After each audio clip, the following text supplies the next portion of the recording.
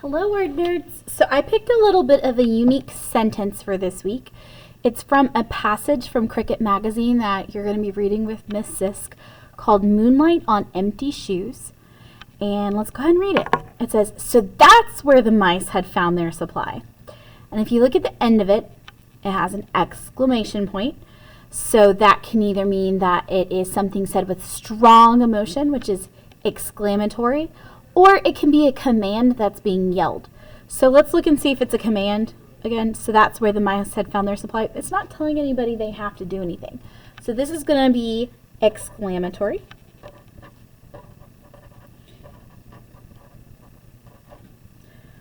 All right, and let's start looking for our normal parts of speech. So we're going to look for a person, place, or a thing. So let's see, we've got, so that's where the mice, okay, mice.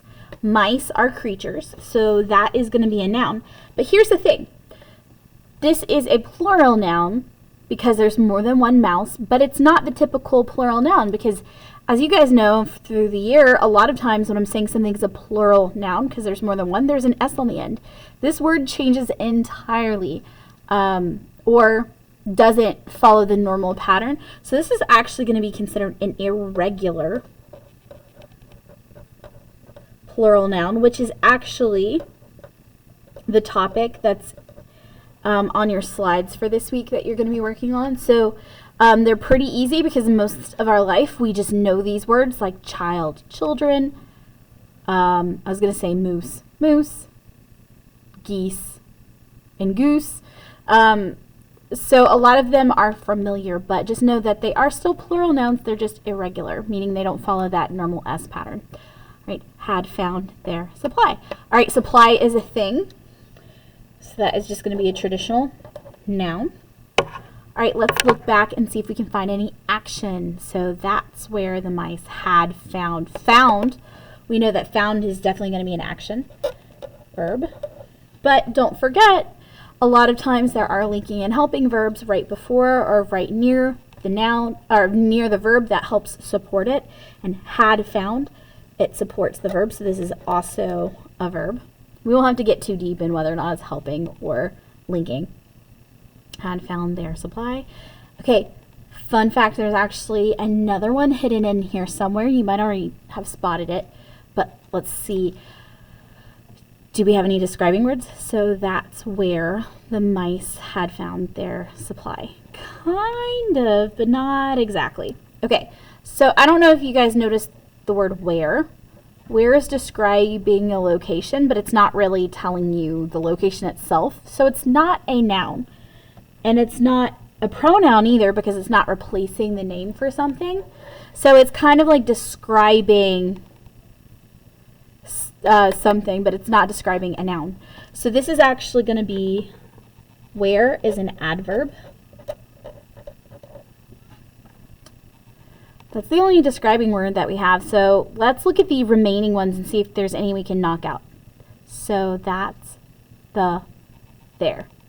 Okay, we know the is an article. It's a, an, or the article. And there is replacing the word mice. It could have said, so that's where the mice had found the mice's supply. Wait, that doesn't even make sense either. The mice. Oh my goodness, now I'm mixing up the irregular plural nouns. But anyway, there is replacing the word mice. So this is a pronoun. We have so and that's left. That has an apostrophe. And it's not showing ownership. Where doesn't belong to that, or is doesn't belong to that. So this makes this a contraction. Remember, tract is a root that you'll learn later in the year that means to pull. And so this is pulling the two words together using an apostrophe. So this is the word that. And is. Now is a verb.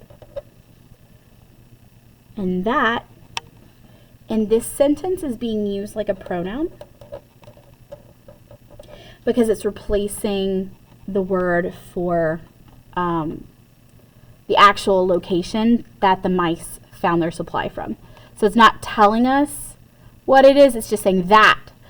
So that is a pronoun. So that is a pronoun and a verb. That. And they smush them together as a contraction. The only word that we have left is so. I don't know that this year I've even used this word as a part of speech. It's not as common as some of the other. And maybe I need to do an ELA station on this at some point, but it is considered an interjection. Interjections are known as short bursts. So it's like, so. Now, so can also be used as a conjunction, but not in this sentence. This sentence is not being joined to another one using the word so. So here it's like a quick burst of an idea.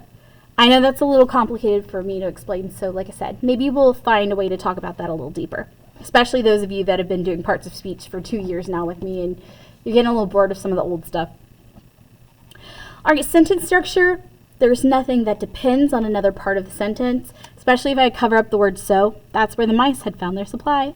Well, you don't necessarily know everything that's going on because of the pronouns, but if you knew what the pronouns were replacing, the sentence is not dependent on anything. It's an independent clause all by itself. So this is just a simple sentence. All right, subject and predicate. So predicate is the action and subject is whatever is doing the action. So let's look at our verbs. Is. That's not strong enough. And especially the only thing that is a subject linking to it is that is. That is. That's not really the biggest action of the sentence. So let's keep searching. Verb had and verb found. Had found.